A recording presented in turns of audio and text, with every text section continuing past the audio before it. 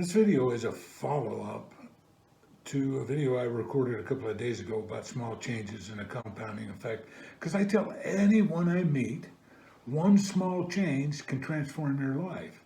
I mean, they always look at me like, and I've heard this before, how do you eat an elephant one bite at a time? Yada, yada, yada. Sound like Charlie Brown's mom. But can one tiny change really transform your life?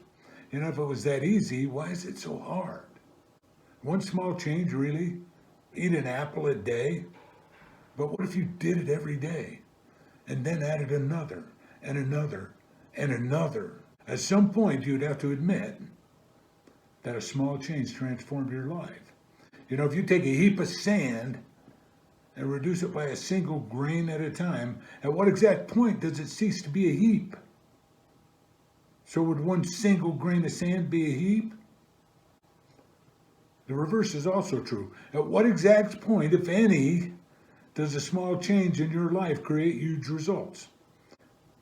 The secret to change and achieving your goals isn't given 110% or even 1%.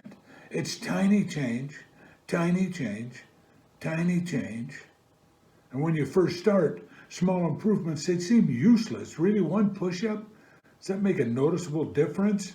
No, it doesn't. But if you use the compounding effect and add tiny change, small change, next thing you know, you've moved a mountain.